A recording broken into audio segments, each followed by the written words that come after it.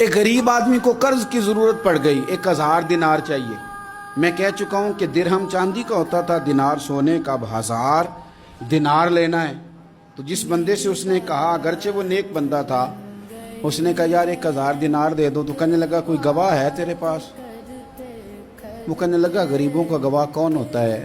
ہاں ایک گواہ ہے۔ کہا کون؟ کہا میرا رب، وہ تیرے اور میرے بیچ گواہ ہے۔ اس نے کہا کوئی کفیل، اگر تو پیسے نہ دے سکے تو وہ بعد میں دے دے، یا تجھے کچھ ہو جائے تو وہ دے دے۔ اس نے کہا کفیل بھی میرا اللہ ہی ہے، میرے پاس اگر ہے تو رب کریم کا نام ہے، اگر اعتماد کر سکتا ہے تو کر لے۔ بندہ نیک تھا، اس نے کہا رب کے نام پہ، رب کی کفالت پہ، اللہ کو گواہ بنا کے میں تیار ہوں تجھے 1000 دینے۔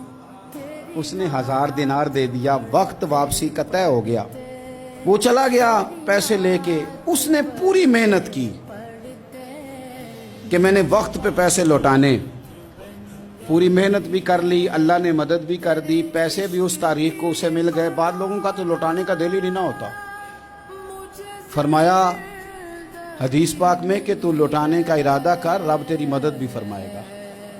لیکن یہاں بہت سارے لوگ کہتے ہیں خیر ہے، ارادہ ہی نہیں، تو پھر جس طرح کا بندے کا گمان ہو رب بھی اسی طرح کا معاملہ فرماتا ہے۔ اس نے پیسے جمع بھی کر لیے اور واپس دینے کو تیار بھی ہو گیا، لیکن رستہ بحری جہاز کا تھا، کشتی کا تھا، دریا کے رستے واپس آنا تھا۔ اب وہ جب آ گیا دریا کے کنارے تو بڑی کوشش کی، پر وہاں اسے کوئی کشتی نہیں ملی۔ وقت پہ پیسے لوٹانے ہیں، سفر کرنا ہے، اب سواری میسر نہیں ہے۔ سوچ سوچ کے پریشان تھا کہ میں نے تو اللہ کے نام پہ لیے۔ اچانک دل میں ایک تجویز آئی، اس نے ایک لکڑی لی، لکڑی کو اندر سے کھولا، 1000 دینار اس میں بھرا۔ بخاری پڑھ رہا ہوں، اور ساتھ ایک خط بھی لکھا کہ یار میں پیسے پہنچانا چاہتا تھا پر مجھے کوئی چیز نہیں ملی دریا کے اس پار آنے، اللہ کے نام پر تیری طرف روانہ کر رہا ہوں۔ اور یہ کہہ کہ وہ لکڑی دریا میں رکھ دی۔ وہ لکڑی ڈوب گئی ہے، واپس آ گیا۔ وہ جس نے پیسے لینے تھے وہ عین مقررہ وقت پر دریا کنارے آیا۔ صبح سے سر شام تک اس نے انتظار کیا۔ دل ڈھلنے لگا تو دل میں خیال آ گیا کہ یار نہیں، اس نے دینے ہی نہیں، جھوٹا وعدہ کر گیا، پہنچا ہی نہیں وقت پہ۔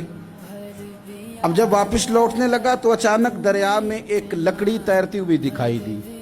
کہنے لگا لے جاتا ہوں، شام کو روٹیاں پکانے کے کام آئے گی، ایندھن بنا کے جلا لوں گا، ہنڈیا پک جائے گی۔ لکڑی اٹھا کے جلانے کے لیے گھر لایا، گمان تھا کہ وہ نہیں آیا وعدہ کر کے، اللہ کو کفیل اور وکیل بنا کے اور گواہ بنا کے پھر بھی نہیں آیا۔ لکڑی لے کے گھر گیا، بخاری ہے، اور جب اس کو چیرا نہ کہ میں اس کی آگ جلاؤں گا، کھولا تو اندر سے 1000 دینار بھی نکل آیا، خط بھی نکل آیا۔ اب ذرا سمجھنا، اس کے دل میں بات کس نے ڈالی کہ تو لکڑی میں پیسے ڈال دے؟ اللہ نے۔ اس بندے کو مقررہ وقت پہ کنارے بھیجا کس نے؟ لکڑی صرف اسی کے ہاتھ آئی تو یہ بندوبست کیا کس نے؟ اللہ نے۔ گھر جا کے چیری تو پیسے بحفاظت اس تک پہنچائے کس نے؟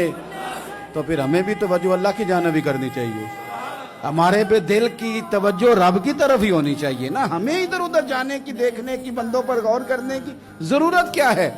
وہ پیسے پہنچ گئے، یہ وہاں اپنی جگہ پہ پریشان تھا۔ اس نے 1000 دینار اور جمع کیا۔ پھر دوبارہ ایک دن دریا کنارے آیا، کشتی مل گئی، بیٹھ کے اپنے اس بھائی کے پاس آیا، کہنے لگا دیکھنا مجھ پر بدگمان نہ ہونا، پیسے اس تاریخ کو بھی جمع کر لیے تھے، دریا پہ آیا تھا پر کشتی نہیں ملی تھی۔